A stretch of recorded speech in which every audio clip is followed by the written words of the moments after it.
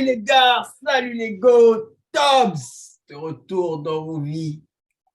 Cette semaine, on a un pay-per-view du tonnerre, on a le retour du GOAT, n'en déplaise à certains, John Bones Jones, qui fait son retour à Las Vegas, à UFC 285 contre Cyril Gane. On va poser nos regards dessus, mais avant ça, on va revenir sur le pay-per-view qui s'est passé en Australie, UFC 284, Islam Makhachev contre Alexander the Great Volkanovski. On va aussi vite faire revenir sur Yair Rodriguez contre Josh Emmett. En tout cas, on va parler de tout ça. Aujourd'hui, on a notre rubrique Stop la hype. On vous rappelle, likez, commentez, partagez et abonnez-vous aussi sur la page La Capsule sur Facebook et La Capsule MMA sur Twitter. Donc, on va donner la place à notre invité aujourd'hui, Silvio. Let's go. Bonjour à tous, merci de m'avoir invité. C'est un plaisir d'échanger avec vous sur les actualités du MMA.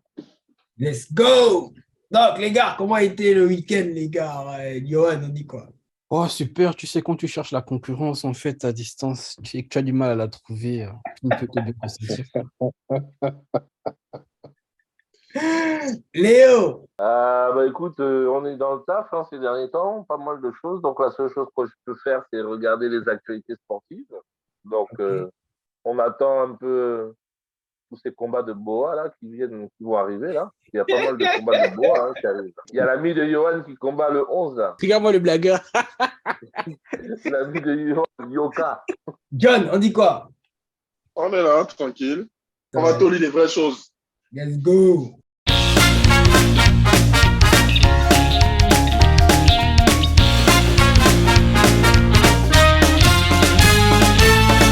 Donc, on commence avec UFC 284 à Perth en Australie, où on avait Islam Makhachev qui défendait son titre en lightweight contre Alexander the Great Volkanovski qui montait, qui revenait de la division featherweight.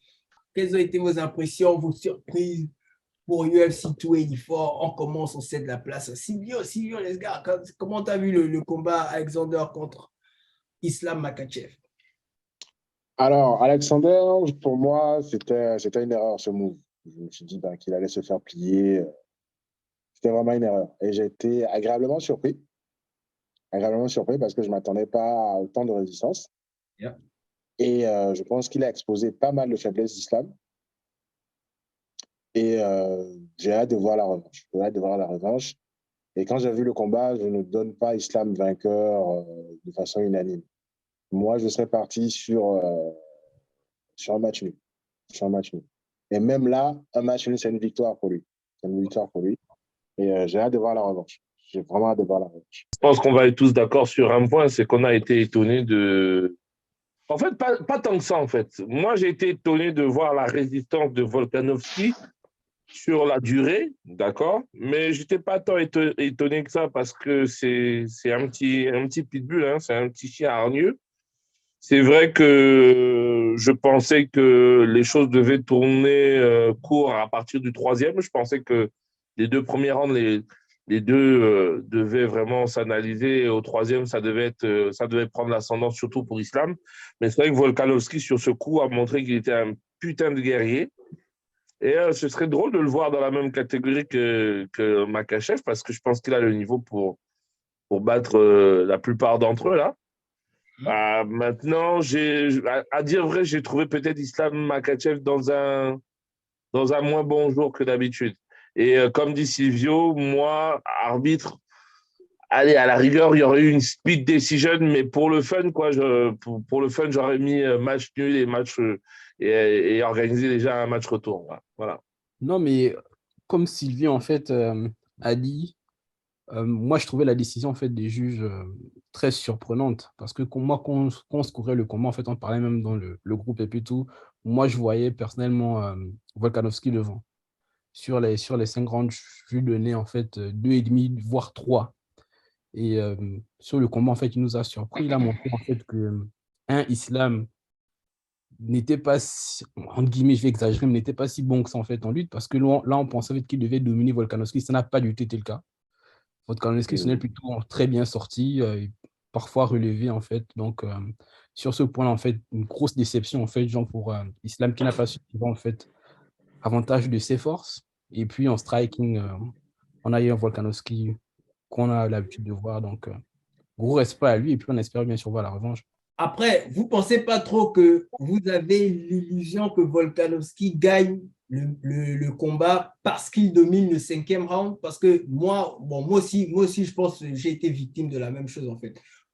Voir le combat se terminer sur une domination de Volkanovski m'a donné l'illusion que, bon, en fait, je suis resté sur ma fin que, bon, non, là, ce combat-là, en effet, Volkanovski l'a gagné parce qu'il domine le 5e round. Mais on oublie que le combat va à la décision. Donc, si ça va à la décision, on prend en compte les 5 rounds, en fait. Et pour Mais moi, justement, si je peux répondre directement, c'est qu'en plus, quand on parlait dans le groupe sur WhatsApp et puis tout, quand on arrive en fait au 4e, moi, je suis en fait à 2-2. Tu vois, c'est que chacun a eu ses rounds, en fait, et même dans les rounds en fait, d'Islam, en fait, quand il domine, en fait, quand il est en lutte, j'ai exposé le problème, c'est que on a en fait, on avait reproché à Santos contre Valentina d'être sur Valentina, en fait, mais de ne pas en fait la mettre en danger. Donc on se disait, ok, Valentina mérite de gagner parce que Santos en fait n'a pas profité, en fait, elle n'a pas en fait vraiment dominé quand il était au sol. Parce qu'on a l'image en fait de Volkanovski à un moment donné, comme ça, en fait, presque en train de dire en fait à Islam, genre, mais qu'est-ce qui se passe? qu'est-ce qui se passe en fait? Ouais. Voilà, donc Islam en fait n'a pas dominé au sol. Oui, tu l'as en fait presque tout le round en fait, genre, tu es sur lui ou tu l'as en fait genre, sur toi en fait et puis tout, mais tu ne fais rien. Donc si on suit en fait la logique des derniers combats, donc on doit se dire en fait, mais donc Islam en fait n'a rien fait. Il n'a pas mis en danger en fait Volkanovski. Donc par conséquent, le round en fait sur le début du round en fait où en striking en fait Volkanovski était devant, bah, il gagne le round en fait. Pour le combat en lui-même, je suis en fait surpris, pas vraiment, parce que Volkanovski, on l'avait déjà vu dans sa division. Le gars a une très bonne défense de lutte. Il a survécu aux soumissions de l'espace, aux tentatives de soumission de l'espace d'Ortega. Et ça te dit en fait que le gars a un mental. Mais je ne pensais pas qu'en se retrouvant dans une position dangereuse face à Makhachev, qu'il aurait survécu. Et il a fait plus que survivre en fait. Le gars s'est super bien défendu en lutte. Et moi, je vais revenir sur l'histoire du scoring, en fait. Et je pense, en fait, vous l'avez déjà dit, c'est une question de sensibilité des juges. Parce que si tu regardes, bon, on est en MMA, parce que si tu regardes le sol, quand on score en JJB, par exemple, en JJB, on score les positions dominantes. Et si tu scores les positions dominantes, tu scores en faveur de Makhachev parce que c'est lui qui avait les positions préférentielles à chaque fois. Il a pris le dos, il avait les tentatives de soumission, il avait posé les mains. Mais en MMA, c'est la mise en danger. Et quand il s'est retrouvé, en fait, comment il s'appelle, Islam lui prend le dos, Volkanovski se défend et Volkanovski tape. Tu as l'impression, en fait, que Islam, tu regardes dans ses yeux, il n'a presque pas de solution parce que c'est lui qui reçoit les coups et des coups significatifs. Donc, moi, j'aurais scoré, dans le doute, j'aurais scoré ça comme le combat de Blachowicz contre Ankalaev. J'aurais imaginé. C'est comme ça que j'aurais vu ça. Parce que les rounds, en fait, que tu peux donner à Makhachev, le round décisif, pour moi, il est serré. Parce qu'en revisionnant à plusieurs reprises le combat, il est serré. Et du coup, quand tu as un doute comme ça, tu mets match nul. Et de toute façon, le match nul, le champion garde la ceinture et tu fais ton match retour. Plus on avance dans l'UFC, plus on va remarquer certaines fraudes de Dana White et ses préférences. Oui, il y a des gens, moi j'avais prévu ça, c'est parce que je n'étais pas là, je pense, au dernier podcast. Dana, on a vu Dana, sa relation avec Khabib et tout le reste. De base, les gars s'attendaient à ce que Islam vienne étouffer Volkanovski. À la grande surprise de tout le monde, bon, de certaines personnes, Volkan ne s'est pas laissé faire. Dans le 4e round, tu réalises que, mais attends, les gars font quoi? Et en allant vers notre thème d'aujourd'hui, si on remarque maintenant que si certains lutteurs remarquent que quand je suis en danger debout, je peux juste te bloquer au sol sans mise en danger, ben, les combats vont devenir de plus en plus ennuyeux. C'est pour ça que Islam, mieux il prend pour moi, mieux il demande un match 2 et après on va voir ce qui va se passer. Soit il le domine, soit pas. Pour moi, j'ai toujours senti qu'il n'était pas très bon. C'est le mental d'Oliveira qui nous a mis dans une petite sauce. Il n'est pas très bon. Il n'a pas l'aura de son mentor, Khabib. Donc, ouais, pour moi, je suis mitigé. Moi, pour moi, le combat partait à Volkan, mais bon, les juges, on ne va pas faire de mauvaise foi. Les juges ont décidé. On va analyser, on va voir les failles et tout. Mais c'est de bonne guerre. Les juges ont leur sensibilité. Nous, on assume, on crie à la fraude. Ce qui m'emmène à poser la question dans l'immédiat, en fait. Est-ce que dans l'immédiat, on organise le combat 2 ou bien chacun retourne dans sa division? Parce que dans la même soirée aussi, il y a Yair Rodriguez qui prend la ceinture dans la division de Volkanovski et la ceinture était intérim. Donc, est-ce que dans la division de Volkanovski, il ne faut pas unifier la ceinture et revenir après pour le combat 2 contre Islam, ou bien il faut un combat 2 directement parce qu'il faut quand même adresser aussi la division. Volkanovski, il est champion dans sa division. Ouais, pour moi, directement combat 2, on va le faire quand il est chaud. Les gens sont hype. Les gens disent il n'a pas roulé sur Volkanovski. Voici ce qui est. Ouais, mais maintenant, tu fais quoi de Yair? Il va continuer à défendre sa ceinture intérimaire. Non, mais c'est pas. Non, il n'a pas de ceinture, il est intérim. Il n'est pas. Il est champion intérim. Mais on ne défend pas les ceintures intérimaires. Hein. On ne défend pas les champions. Non, on ne défend pas les ceintures intérimaires. On ne défend pas les ceintures intérimaires. Mais en termes de business, tu te mets à la place de Dana. Qu'est-ce qui est rentable à l'heure actuelle? Pour moi, spécialement en termes de business, Yair contre Volkanovski, c'est quelque chose que les gens veulent voir. C'est plus rentable, ce sera plus rentable actuellement. Pourquoi je dis ça en fait? Parce que les gens ont vu qu'en fait, Islam, ce n'est pas Khabib, comme tu viens de le mentionner. Le problème qui se pose, c'est que, OK, pour des fans, ils vont dire c'était une erreur de parcours, peut-être parce que Khabib n'était pas dans son coin. Si on fait un deuxième match et tout, Khabib sera là et il va rouler et tout. Il doit prouver que c'est le champ. Il n'a pas prouvé que c'était un champ dominant. Bon. OK, Silvio? Là, concrètement, il y a deux visions. Il y a la vision des fans qui aimeraient voir Volkanovski le retour. Personnellement, moi, j'aimerais bien voir le retour, mais surtout, j'aimerais bien voir le retour en terrain neutre.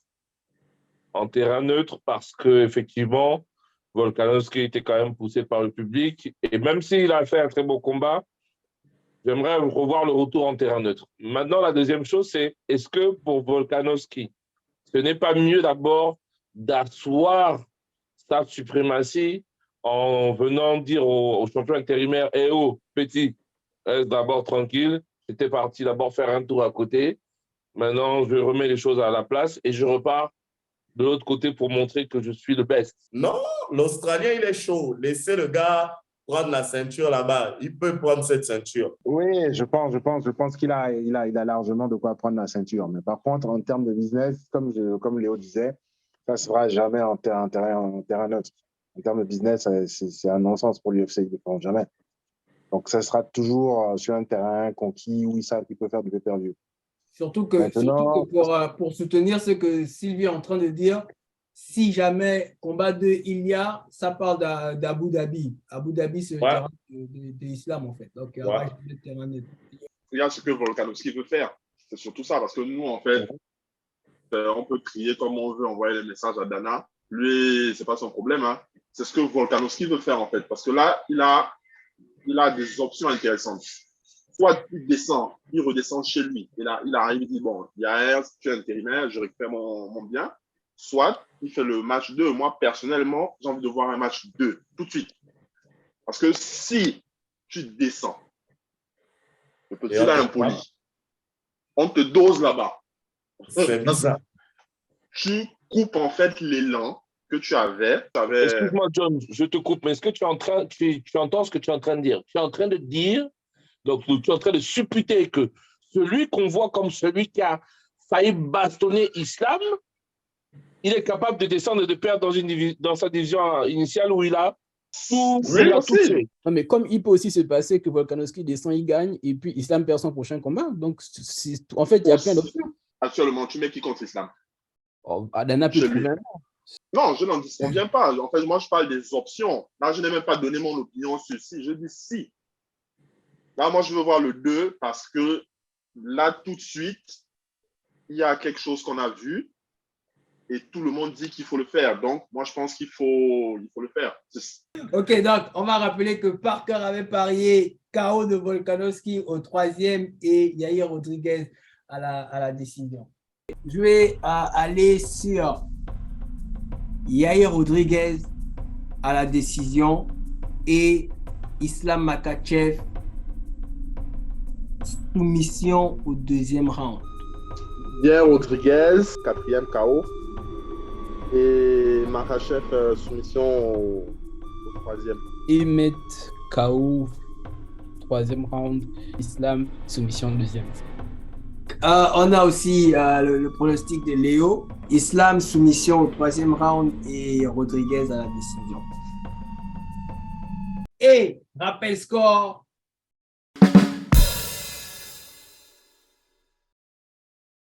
Donc, on va rappeler les gars, partagez, likez, commentez et abonnez-vous à nos pages sur Facebook, La Capsule, et sur Twitter, La Capsule MMA. Donc, ce qui nous amène à la 2e rubrique du jour. Hey! Stop ou boost la hype, les gars. Donc, dans Stop ou boost la hype, il est question de dire si on stoppe la hype ou on booste la hype. Donc, les thèmes d'aujourd'hui, on commence avec John Jones va régner dans la division heavyweight. Les gars, on stoppe ou on booste la hype? On commence avec Parker, let's go. Mais qui sommes-nous pour empêcher le GOAT? Qui sommes-nous pour bloquer la hype du GOAT? Il y a qui en face? Je ne vois personne. Le prédateur est parti. Je ne vois pas qui vous allez me mettre en face pour dire oui, ne peut pas régner. Ah non, mais moi je vous annonce en exclusivité, il sera champion. Oui, avec la manière, il sera champion. Qui sommes-nous? Léo, qui es-tu? Mais il va régner, il va les détruire, il va rouler sur eux. Avant de passer la parole à Léo, on dirait qu'il n'a pas bien compris. Johan, vas-y. John Jones est actuellement le combattant le plus complet de la catégorie heavyweight. Et il ne va pas seulement régner, il va écraser.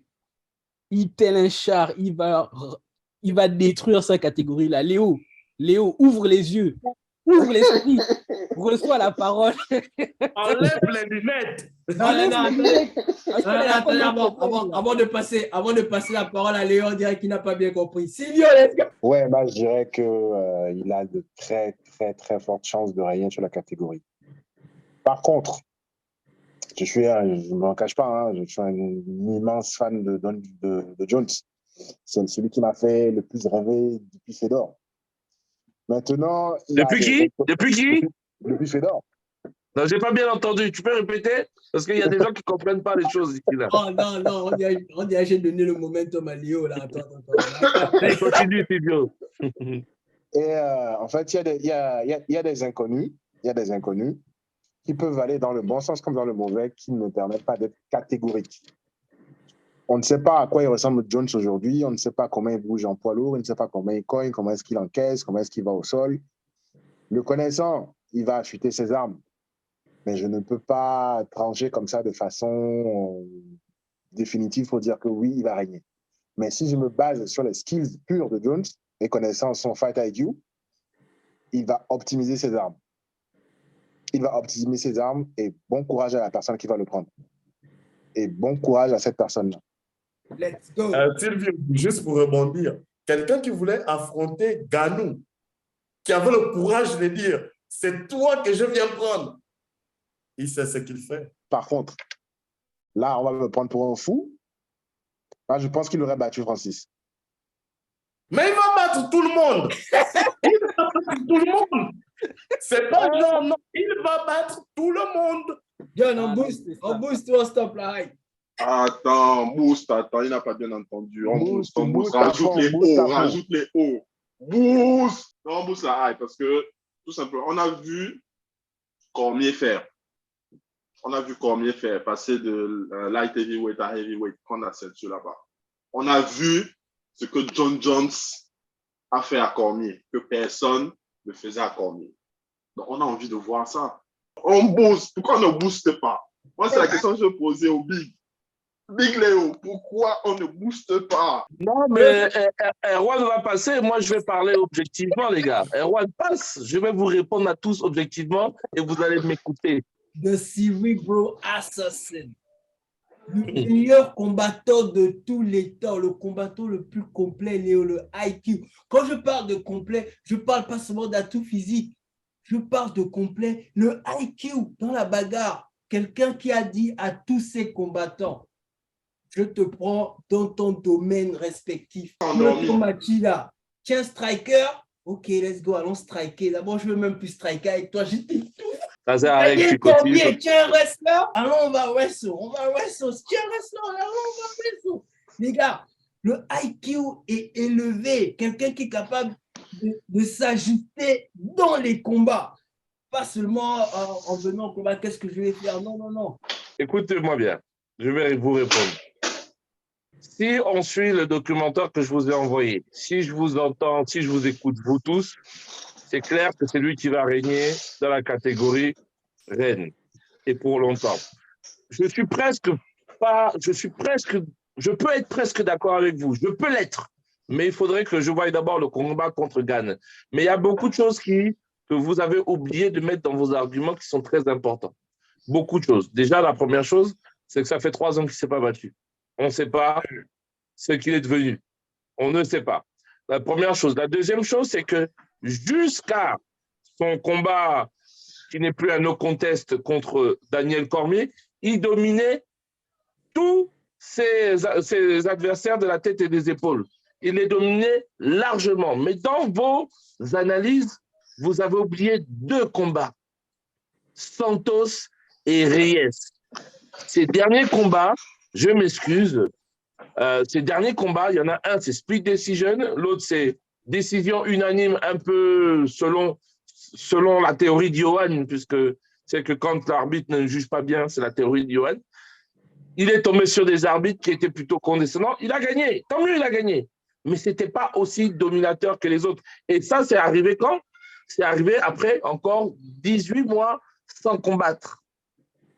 Là, on parle de 3 ans, les gars. Donc, moi, je ne suis pas quelqu'un de têtu, hein. Je pourrais dire qu'il va régner ou qu'il ne règne pas qu'après le combat qu'on gagne. Parce que jusqu'à ce que je revoie tout ça, j'étais comme vous, je me suis dit, il ne va pas y avoir de surprise. Gane, tant qu'il n'a pas la lutte, il ne pourra jamais battre John Jones. Mais je me suis rappelé des 2 derniers combats et je peux vous assurer qu'il a souffert. Il a souffert et il était en light heavyweight. Là, on passe en poids lourd. Là. Deuxième partie dans Boost là, dans Stop la Hype. Tous les combattants en MMA sont clean. On boost la hype ou on stop la hype? Ils ne sont pas clean. Personne n'est clean.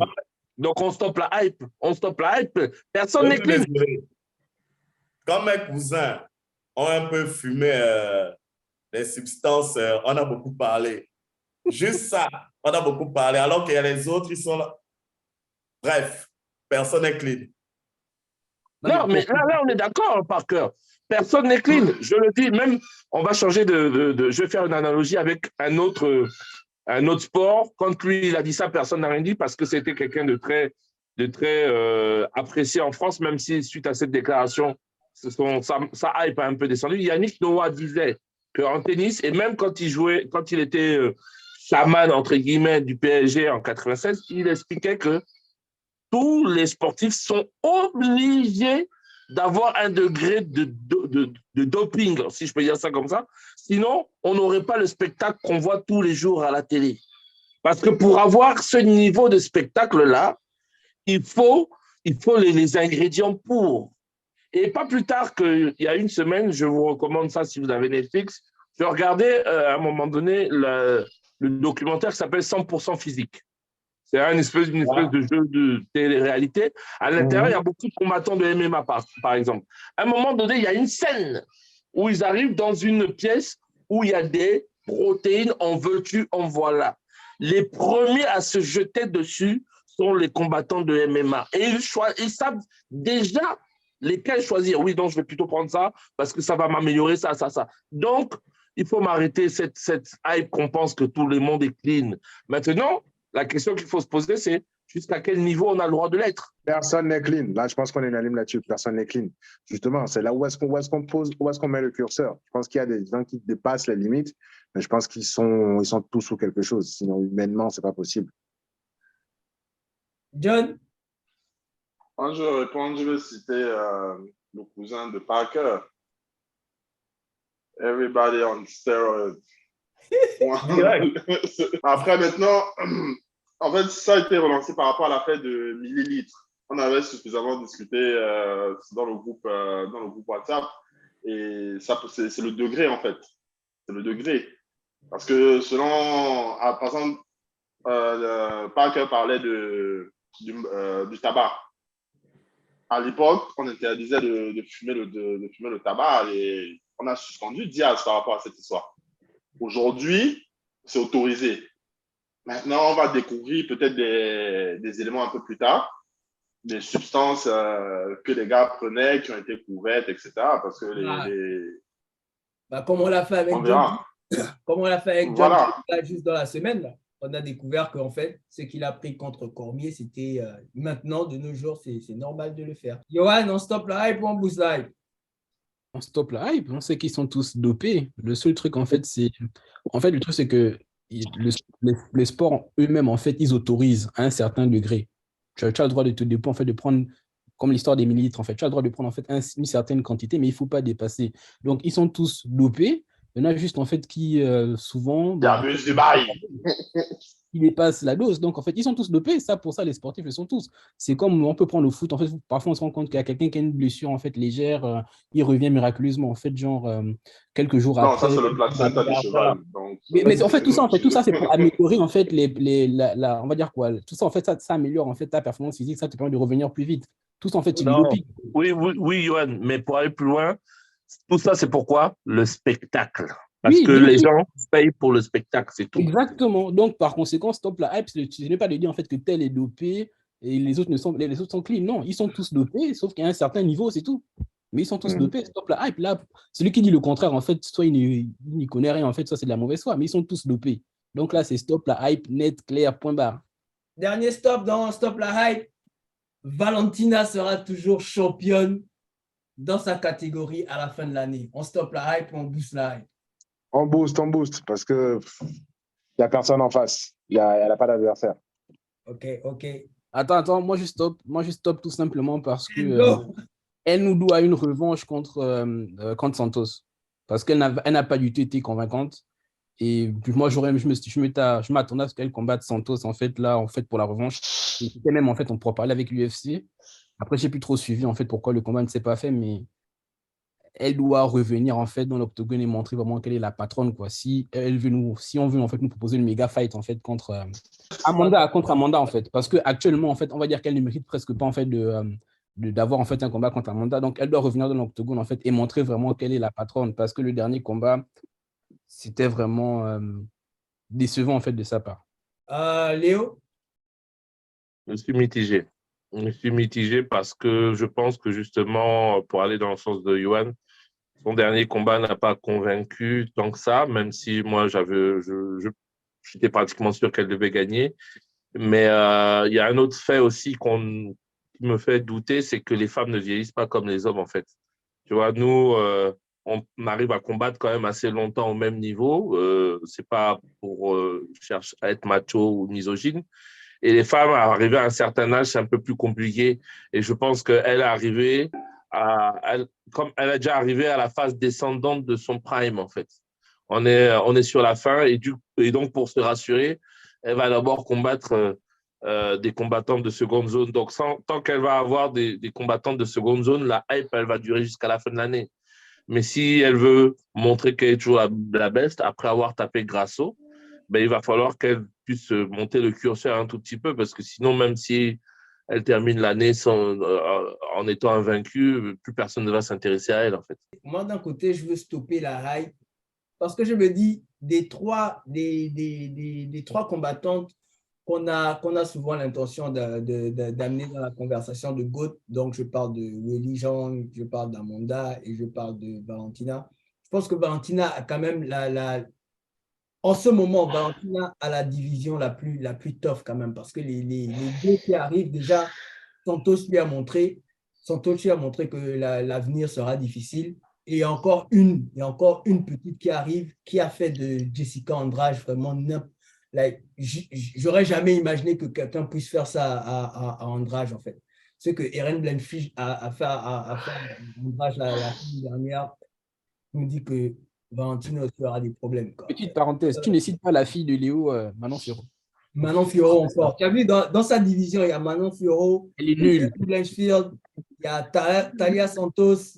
Non, en fait, elle a la division la plus compliquée. En fait. Moi, vous savez que je dis toujours, c'est à la veille des combats que je me prononce.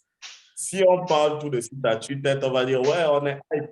Mais Joe, dans la préparation du combat, il y a beaucoup de détails. Tu te rappelles pourquoi tu es passé premier la saison dernière? Il y a beaucoup de détails, donc vaut mieux attendre pour regarder et avant le combat, je vais te répondre. Mais plus sérieusement, en fait, pareil, comme Léo, je suis mitigé parce que, bon, on l'a tous dit, le dernier combat est un peu bizarre. Donc, on va voir, j'attends de voir ce qu'elle fait samedi. Victoire ou défaite, non, j'attends de voir ce qu'elle fait samedi. Je suis mitigé. Ok, donc c'était ça dans la rubrique Stop la hype. Les gars, on va vous rappeler encore, partagez, likez et abonnez-vous aux pages, les gars. Donc, on se tourne sur le main event.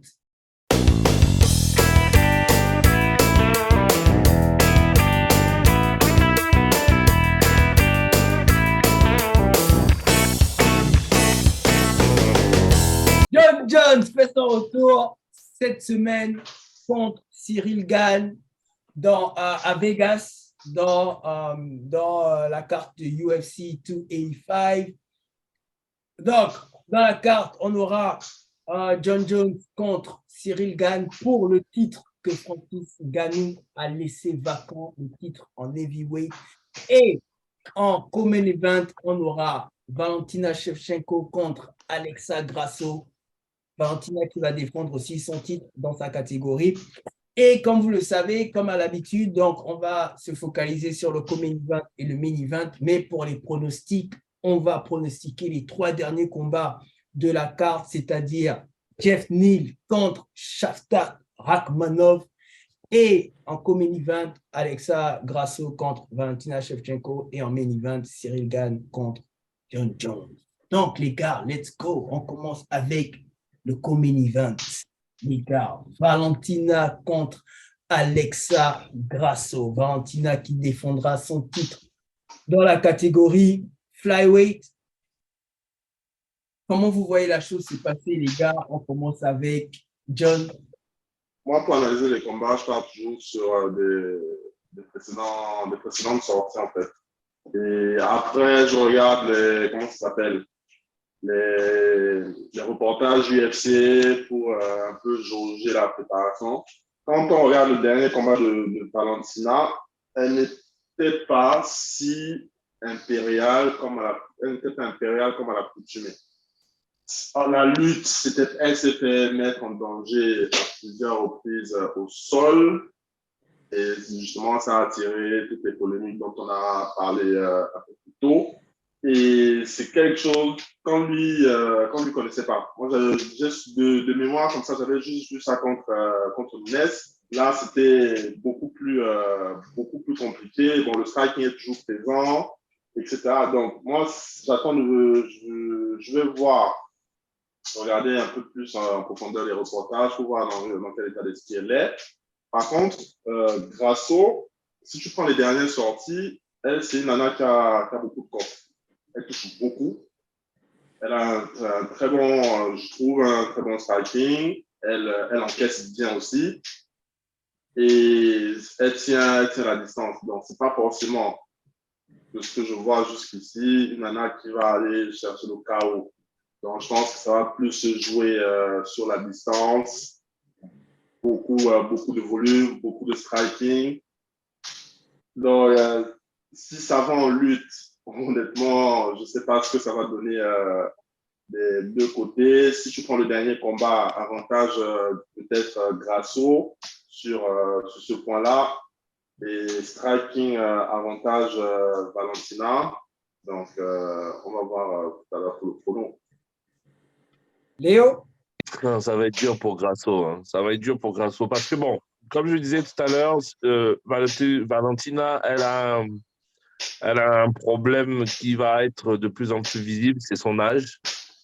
Parce qu'effectivement, contre Santos, je l'ai trouvé moins vive, moins véloce.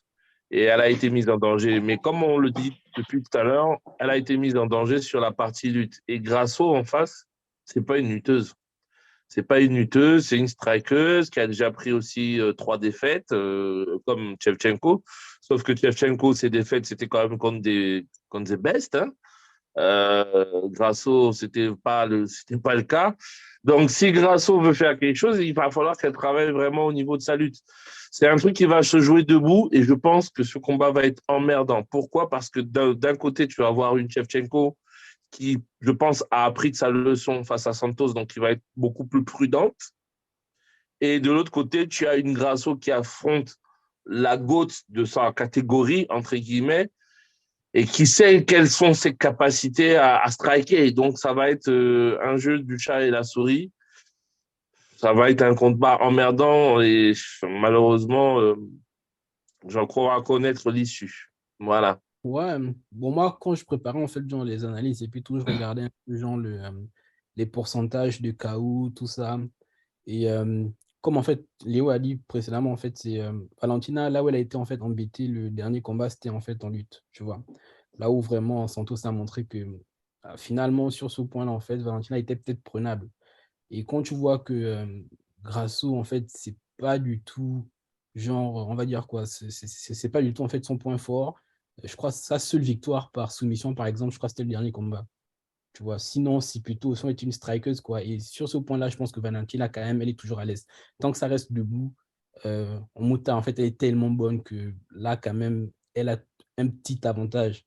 Donc, en plus, là, je pense qu'elle va revenir avec l'envie de montrer que, et quand même, c'est moi la championne, c'est moi la numéro 1 ici. En fait, il faudra faire beaucoup pour me déloger. Je pense que là, niveau préparation, motivation, elle doit être vraiment au top. Donc, ce sera un combat compliqué pour Grasso. Quand je regardais, ils ont à peu près la même taille, le même poids, la même allonge. Donc, deux combattantes, en fait, physiquement parlant, en fait, similaires. Donc là, ce sera vraiment la technique. Au niveau technique, ça va faire la différence, quoi. Et sur ce niveau-là, en fait, je pense que en termes de striking, Valentina est un peu au-dessus, ou peut-être même beaucoup. Donc, combat difficile pour Grasso. Mais après, comme dit Parker, sur un coup, tout peut changer. Ah ouais, en fait, pour revenir sur ce que tu as dit, moi aussi, je voyais un peu pareil. Après, je me disais aussi, si ce combat-là, c'était pas en fait une remise en confiance pour Valentina, en fait, parce que son dernier combat a montré, comme Léo a dit, comme Léo et puis Johan ont dit, le dernier combat a montré que Valentina était en problème face au lutteur.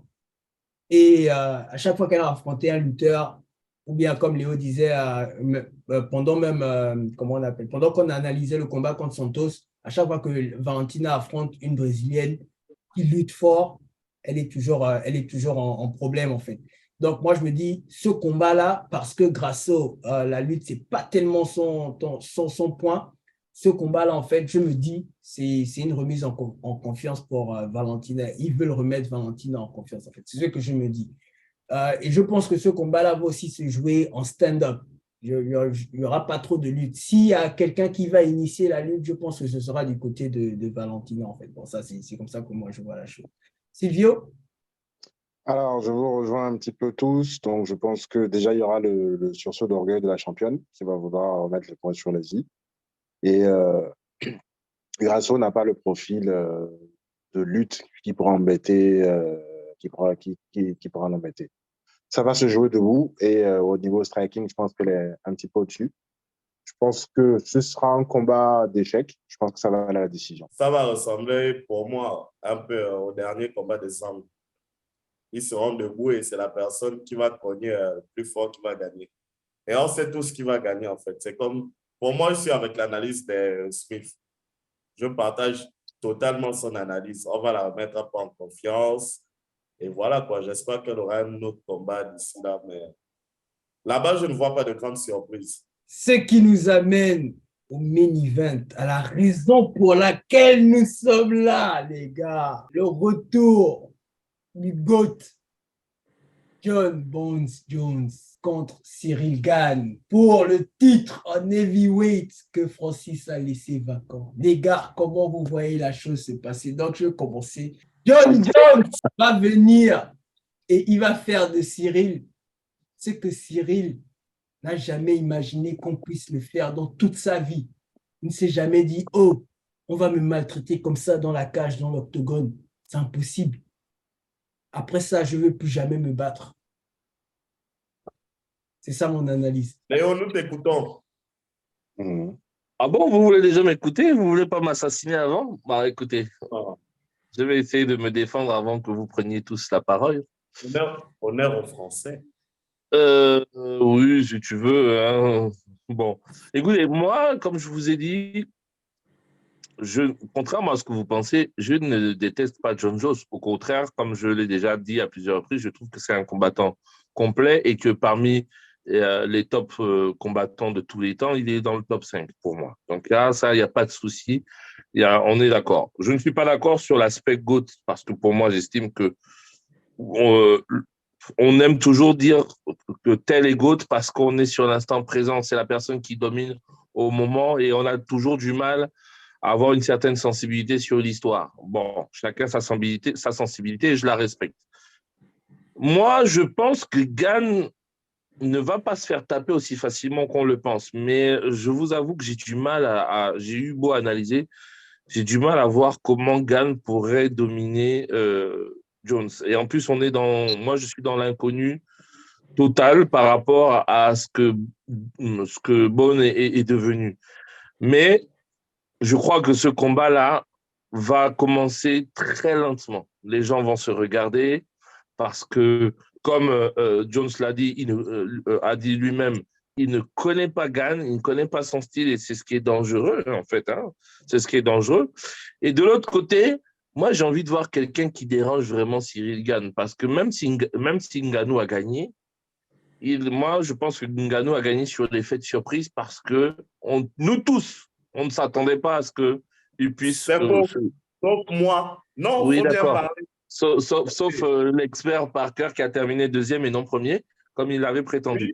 Oui. Moi, personnellement, je ne vais pas dire on, hein, je ne vais pas globaliser, je ne me voyais pas le revirement de Ngannou. Donc, si Cyril Gane veut avoir ses chances, il va falloir qu'il élève son comme vous dites, son IQ, quoi, sa technique de combat, son intelligence. Je pense que ça va essayer de garder la distance au maximum. John Jones, c'est quelqu'un qui s'adapte très facilement et malheureusement pour Gane, je pense qu'il va falloir qu'il puisse mettre le paquet dès le premier round parce que s'il laisse John Bones Jones l'analyser, ça va mal se terminer pour Gane. Maintenant, comme on dit, attention à la surprise, parce que jusqu'à présent, Gane, on le traite de tocard, Gane, on le traite de tous les noms. Gane, personne ne l'aime parce qu'il est peut-être trop policé dans sa façon d'être, peut-être aussi un peu... Je trouve même qu'il est devenu un peu présomptueux. Hein. Oui, si tu veux. Je trouve qu'il est devenu présomptueux. Mais attention, parce que si ce combat-là va à 5 rounds, je ne suis pas sûr que John Bones Jones gagne à la décision. Voilà. C'est impossible. Oui, je prends la parole pour te répondre. Effectivement, si ce combat part à la décision, rien que parce que c'est Jones, il a gagné. Rien que ça déjà, parce que c'est Jones, il a gagné. Là, c'est vite fait. Tu vois un peu, on t'a déjà dit, on t'informe. Maintenant, je reviens tranquillement. On parle de John Jones contre Cyril Gane. Oui, ce combat sera intéressant, comme tu dis. Cyril, il doit commencer fort. Mais, oh oui, oh, je voulais placer ça depuis, les gars. Fernand Lopez, oh oui, ça ne va pas marcher. Ça ne va pas marcher. Ces histoires de je rentre, je sors, je rentre, je sors. On a vu avec Ganou, dès que Ganou l'a attrapé, dès que Ganou a compris que, en fait, c'est tu rentres, tu sors, je fais tout pour t'attraper, même le pied.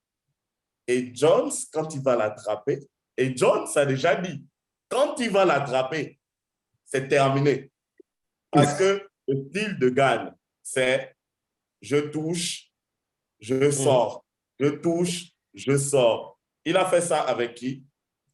Il a voulu faire ça avec Ganou. Il a fait ça avec, comment il s'appelle? Tai, tu vois ça? Il a fait ça avec Derek Lewis. Quand Gane va perdre contre Jones, vous allez comprendre pourquoi je disais c'était trop facile son chemin pour atteindre le championnat contre Francis. Ce que, comme Tom a dit, Jones va faire à Gane, il va prendre sa retraite. Parce qu'il va comprendre en réalité qu'il n'est pas aussi bon que ça. Ces histoires où il veut mentir, storytelling, ouais, je ne m'entraîne que quand on annonce le combat. Ah, Ganou t'a bastonné, tu t'étais bien entraîné. Quand tu vois ça, on voit les vidéos, mais ils veulent nous prendre pour des cons. Que non, c'est trop le génie. Ils veulent vendre quoi? C'est le génie français. Nous, on va te montrer ce qu'est le vrai génie. Quand on va l'amener au deuxième round au sous-sol, parce qu'au premier round, il aura encore le cardio pour fuir. Oh oui, au deuxième round, quand on va l'amener au sous-sol, Léo, choisis le bon pronostic. Ne sois pas dernier. Alors, Cyril, en tant que, on va dire, je veux parler de la personnalité des deux. Dans la vie de tous les jours, si je dois être pote avec quelqu'un, je pense que j'aurais plus de facilité à être pote avec Cyril. Mais par contre, on n'est pas dans le concours de la personnalité de l'année, quoi. Les gars, c'est de la castagne, c'est de la baston. Il faut un instinct de tueur. Et je suis désolé, Cyril ne l'a pas. En tout cas, il ne le montre pas. C'est un très bon combattant, ça c'est vrai. Mais l'enjeu, là, aujourd'hui, c'est pas pour les enfants qu'on n'est pas là pour rigoler. Là, c'est trop sérieux pour être le gars cool, en fait. D'accord? Et je pense que c'est là où Jones a un avantage conséquent sur lui. C'est que non seulement en plus de l'expérience, Jones, naturellement, a ce killer instinct, en fait.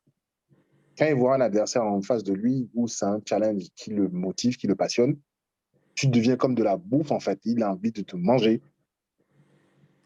Et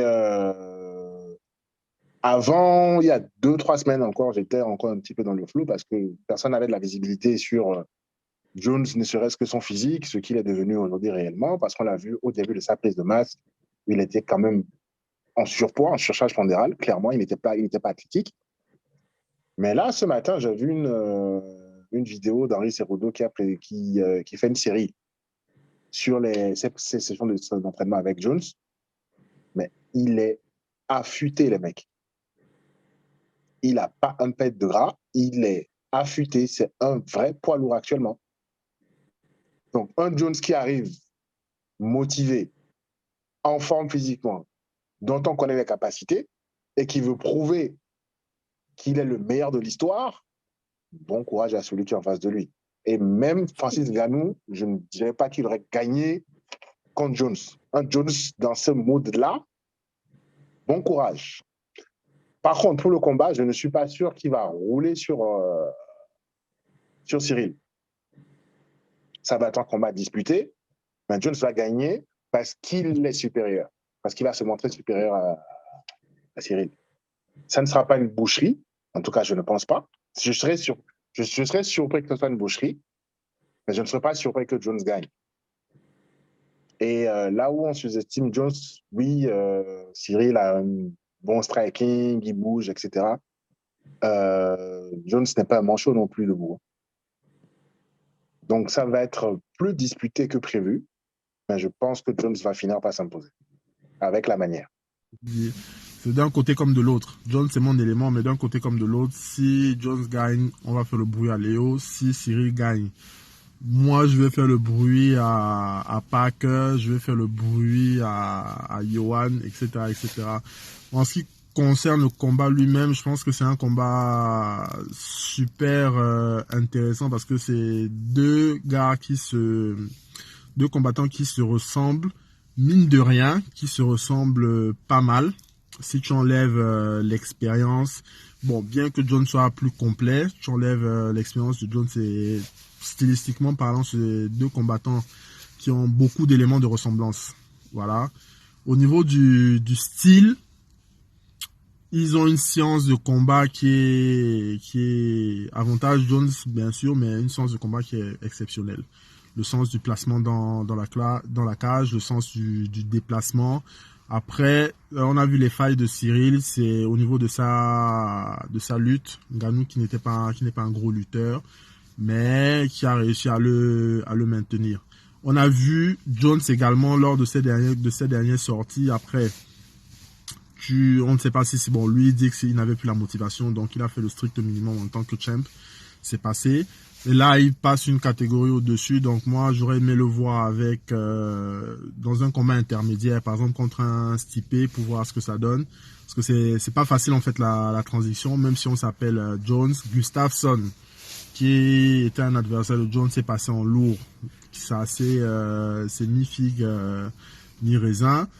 Le fight, en fait, pour faire simple, je donne l'avantage à Jones. Je donne l'avantage à Jones, plus d'expérience. Il a plus de vices. Cyril, c'est quelqu'un qui te tue avec le sourire. Jones, lui, te tue, c'est très, très méchant. Mais c'est pas parce que un est spécialiste de la lutte et que l'autre, on a vu ses failles, que ça veut dire que ça va être simple. John Jones est le combattant le plus complet de MMA. C'est-à-dire le plus complet, et il est très fort partout. En striking, en lutte. En fait, le niveau partout, il est très, très, très élevé. Et là où le style de Cyril Ngannou, en fait, sera un problème pour Cyril, c'est que quand tu touches, tu sors, tu touches, tu sors. Le combat contre Francis a montré que tu laisses en fait des ouvertures pour qu'on puisse facilement t'amener au sol. Et Jones, il a le timing. Et il a bien dit, en fait, au début, il disait, en fait, si je l'attrape, non, quand je vais l'attraper. Et c'est ça, en fait, c'est ce qui va passer au premier round. En fait, je pense, Cyril va essayer de toucher, John Jones va essayer à chaque fois de l'amener au sol, mais une fois qu'il va le mettre au sol, parce que c'est pas comme Ngannou, on a vu Ngannou de l'amener au sol, mais il n'y a pas les coudes, tu vois, il n'y a pas des finishes, en fait, genre de folie. Jones, quelle que soit, en fait, la position où il peut faire extrêmement de dégâts. Que ce soit même en sortie de clinch, tout ce que vous voulez, en fait. Il peut faire énormément de dégâts. Et il peut te finir, en fait, d'une manière, en fait, on sera tous là, en fait, genre, mais waouh, il a fait encore comment? Donc, le problème de Cyril, s'il veut vraiment gagner, en fait, genre, le combat, pour le coup, il faudra vraiment, genre, je touche, je sors, et je sors rapidement. Je ne laisse vraiment aucune possibilité qu'on m'amène au sol. Parce que, techniquement parlant, on lutte en termes de takedown, amener au sol, tout ça, en fait. La différence qu'il y a entre le niveau de Jones et celui de Ngannou, en fait, C'est abyssal. c'est abyssal, en fait. Donc, et c'est là, et c'est le vrai problème de Ngannou, en fait, c'est là, c'est que tu vas toucher, tu vas sortir, toucher, sortir, mais dès qu'on va attraper une de tes jambes qui vont partir là, en fait. Comme Silvio disait, tiens, John Jones qui est motivé, il a envie de faire ce que Daniel Cormier, son némésis en fait de toujours, ce que Daniel Cormier. Il y a une motivation derrière les ambitions de John en ce moment. Il sera tellement vicieux que, comme j'ai dit, Cyril Gann va se dire, oh merde, on m'a jamais fait ça dans le. En fait, quand j'avais les idées de devenir mixed martial artist, je ne pensais pas à ça. Je ne pensais pas à ça, en fait. Léo, as-tu des rappels quand tu dis qu'il va venir dans le domaine? Non, il a déjà parlé. Il a dit, quand je vais l'amener au sol, il a dit, quand je vais le prendre et l'amener au sol, c'est terminé. C'est le français. Il a parlé. En plus, On a déjà vu Jones bousculer, on l'a déjà vu prendre des pétards. On a vu le menton de Jones, ce qu'il valait. Gane, il a toujours touché, sorti. On ne l'a jamais vu en difficulté. Et le premier coup qu'il a pris, il a pris un knockdown. Donc, est-ce que ce gars s'est encaissé? Parce que des coups de Jones debout, il va encaisser. Hein? Il va en prendre. Hein? Ce n'est pas que le sol. Ce qui nous amène à la dernière rubrique du podcast, les gars, les pronostics. Donc, comme je disais, on va pronostiquer les 3 derniers combats de la soirée. Geoff Neal contre Shavkat Rakhmonov. Valentina Shevchenko contre Alexa Grasso et Cyril Gane contre The Goat. Let's go. Donc, je pars avec Rakhmonov, soumission au premier round. Valentina, KO au 3e. The Goat, soumission au 3e round. Alors, moi, j'irai Valentina au point. Split decision, je pense, pour Rakhmonov. Je dirais TKO ou soumission pour Jones au 3e round. Jones au 5e. Allez, soumission. Valentina à la décision. Rakhmonov, KO, allez, 3e. Ok. Rakhmonov, soumission, 2e round. Valentina, KO, 3e round. John Jones, on ne discute pas ici. Ronald Paul, 3e round. Cyril Gane en sang. Bon, je vais donner mon prono. Ce sera Rakhmonov à la décision. Ensuite, Valentina à la décision aussi. John Bon Jones à la décision aussi. Rakhmonov, soumission au 2e round. Valentina, KO 4e.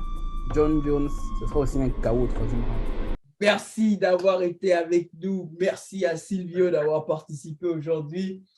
T'es encore invité. Hein. Tu choisis le prochain pay-per-view auquel tu veux participer. Nous, on te reçoit les bras ouverts. Donc, merci d'avoir été avec nous, les gars. On va rappeler encore, partager, commenter. On va aussi savoir sur qui vous penchez pendant la carte. Abonnez-vous sur les pages, la capsule sur Facebook, la capsule MMA sur Twitter, si vous voulez être câblé, branché sur les news concernant la boxe et le MMA. Silvio, tu dis là où les auditeurs et les téléspectateurs peuvent te retrouver. Pas de problème, là, tu as la parole. Sur la capsule, tout simplement. Let's go. Chronique sur Twitter, sur Facebook, dans les Santifoot, forcément. Let's go. Écoutez, vous pouvez me retrouver sur les Scientifoot 2, Léo Le VRC, sur Instagram, Léo Le VRC, la vraie page. Et puis sur Virus31 sur Twitter. On s'en tient au dry, les gars. Let's go. Le tranquille Parker, je te dis, toujours tranquille, toujours calme, toujours serein. Ne ratez pas les prochains pay-per-view. Je suis là en chef, je prends la tête de cette capsule. On se dit à la prochaine. Pendant le pay-per-view de Kamaru Usman contre Leon Edwards, les gars, restez câblés. Until then, we say peace.